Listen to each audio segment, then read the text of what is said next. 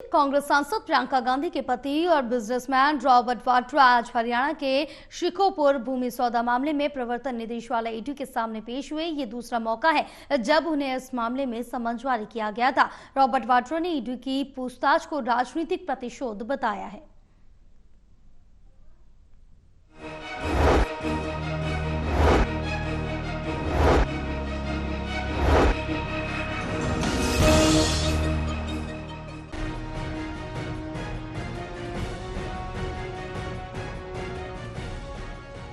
प्रवर्तन निदेशालय ईडी ने आज हरियाणा भूमि सौदे से जुड़े मनी लॉन्ड्रिंग मामले में कारोबारी और वायनाड से कांग्रेस सांसद प्रियंका गांधी के पति रॉबर्ट वाड्रा से पूछताछ की है। रॉबर्ट वाड्रा आज सुबह अपने दिल्ली स्थित आवास से पैदल ही ईडी कार्यालय की ओर निकले। इस दौरान उनके साथ कांग्रेस समर्थकों का एक समूह भी था जो नारेबाजी कर रहा था। रॉबर्ट वाड्रा ने ईडी के समन को राजनीतिक प्रतिशोध करार दिया है और कहा है कि पिछले 20 सालों में उन्हें 15 बार समन किया जा चुका है और हर बार 10 घंटे से ज्यादा पूछताछ हुई है। रॉबर्ट वाड्रा ने दावा किया कि उन्होंने 23,000 दस्तावेज जमा किए हैं, लेकिन मामला खत्म होने का नाम नहीं ले रहा। It's basically political witch hunt. It's all politics. They have no specific questions. They have no reason. After 15 times I went in 2019 for 10 to 12 hours. They have no reason for this.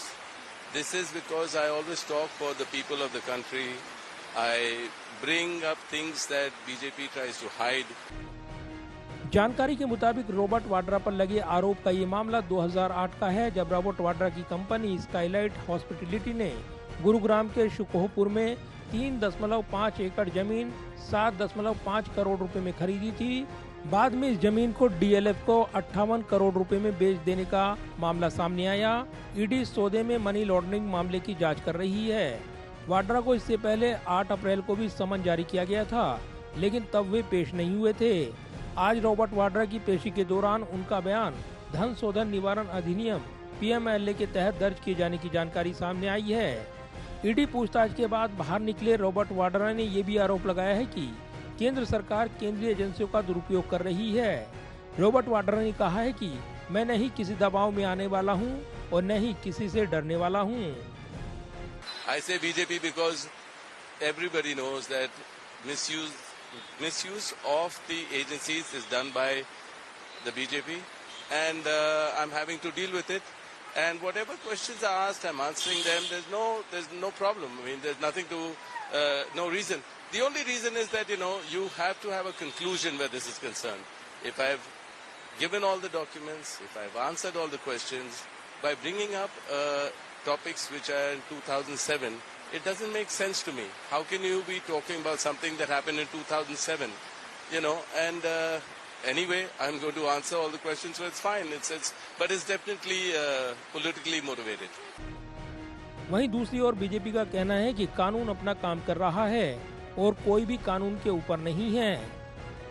ये normal न्यायिक procedure है। Robert Vadra पे पहले से cases चल रहे हैं, उसमें ईडी पूछताछ कर रही है, तो उसको कुछ इसमें राजनीतिक एंगल तो जोड़ने की जरूरत नहीं है।